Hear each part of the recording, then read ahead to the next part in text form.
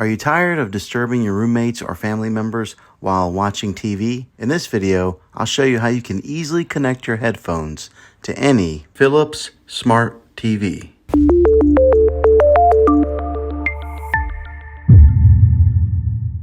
Now, the way to enjoy your favorite shows and movies in peace is to buy a Roku device that lets you hook up your headphones to the Roku remote. When you buy this device, it comes with a pair of earbuds that you can use, but if you want to use your own, you can do that just by plugging it into a 3.5mm jack that's on the remote control. I'll put a link in the description down below of where you can get this specific Roku. After you purchase it, here are the steps to getting it set up and plugging in your headphones. This is the Roku Streaming Stick Plus. This is the 4K edition. It's got the HDR on here. But I did a review, or I did a video on one of these streaming sticks before, but this one here has the headphone input on it.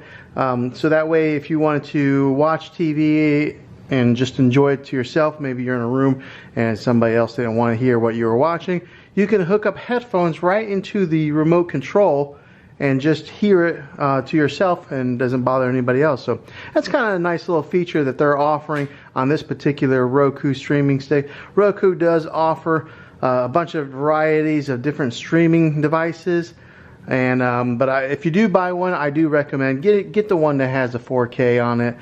You'll just be able to do some more features besides streaming of 4K content. You'll be able to get Apple AirPlay and all these other goodies. But yeah, let's go ahead and unbox this and show you guys what's inside the box. Remote here that comes preset with a few inputs with Netflix, Disney Plus, Hulu, and Sling. And on the side here is where you would control the volume up and down, and it's got a mute button right there. Over here on this side, you'll see that it does have the headphone input.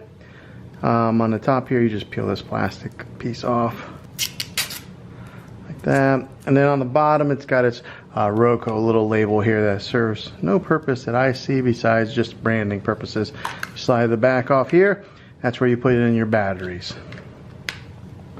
Also, it comes with your USB connection adapter here that plugs into this right here in case you're wanting to extend the room on your Roku or to plug it into this right here. So what you would do is plug this portion here, or this cable here, into this Roku stick here, and then you would plug this port into your HDMI input into your TV, whether it be HDMI 1, 2, 3, and then on the other end you would plug this cable into your power outlet. Now there's a couple different ways that you can hook up your Roku. You can either hook it up USB into a TV, which will then give power to your stick, or you can plug that USB connection into this port here, which is a power outlet.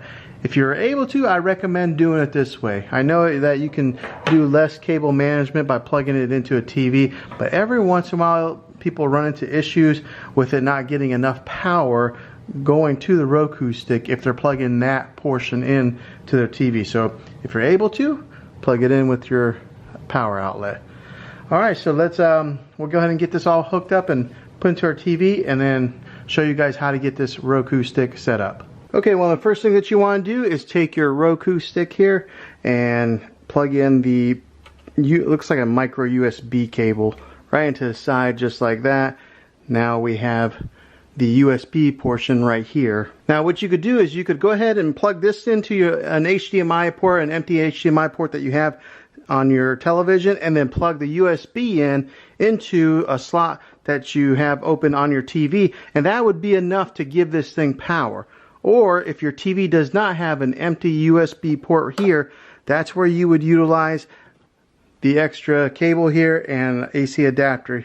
What you would do is plug this guy here into there, and then the other end of this cable is where you would then plug in the USB portion like so, and then this thing would get power from plugging this into a wall outlet. So you have two different ways of getting power to your Roku stick. Now my TV does have the USB, so I'm going to go ahead and unhook this guy and plug this into the TV.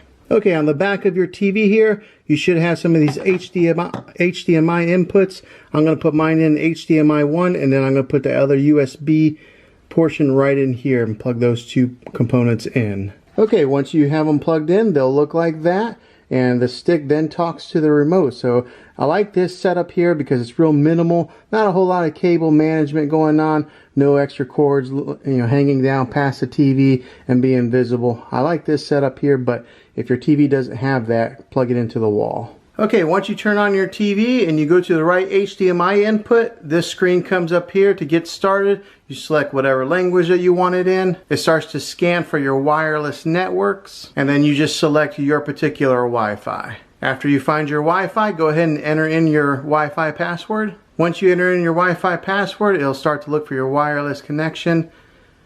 And then once it's connected, those check marks will be marked. Then you'll come to this screen here, and then it'll just do an update to get your Roku set up to the latest firmware software. You'll select OK, and then you'll just let it do its thing. Okay, after it updates, it does its little logo jumping video here. Okay, then you'll come to this screen here where it does an auto detect display type, where it just analyzes your HDMI connection to know if you have like a 720 or a 1080 or a 4K TV. So you just just hit OK. Okay, it realized that mine was a 1080 resolution. I'll go ahead and click to go automatic. Okay, and so now the next step is it'll check your remote, and then you'll just hit OK. It'll ask if music is playing. Music is playing on mine, so I'll say yes, music is playing. And then it detects that the music has stopped, and then you'll just hit OK on yes, that the music has stopped. And if that works, it'll say success, your remote is now set up and paired. Okay, then you'll get to this screen here where you have to activate your Roku player, where you enter in your email address. Now, some people may question, do I have to do this? Can I just use it without entering in any information? The answer is no. You do have to set up a Roku account where you enter in your email address and credit card information. Now, they won't just charge your credit card willy-nilly without ever letting you know, so don't fear that, but you do have to enter one in there to get started. Oh, another quick little tip I noticed on this newer player here, it gives you a remote control battery life signal that pops up periodically, so that's kind of nice. It lets you know how much battery life you have on your batteries. Alright, so then go to this screen here to just enter in your email address and get your Roku account set up, or if you already have one set up, you just log in with your credentials. Okay, next it'll get to a screen where it does ask you to verify your email, so you can just jump over to your smartphone or a computer, click on that email to answer it, and then, for example, I'm on my mobile, I'll go ahead and fill in the rest of the information via my mobile to get the account set up. Okay, once you finish the steps on your mobile, it automatically updates on your TV and it starts to pre-install any apps that you may have selected. Okay, once that's complete, it'll say all done. You just click over and it takes you to your home screen here on your Roku. Okay, then it takes you to your Roku home screen here where you just can click over, and here's all your different apps that you can watch. You'll have to get your account set up if you do have like Netflix or Hulu, Disney Plus.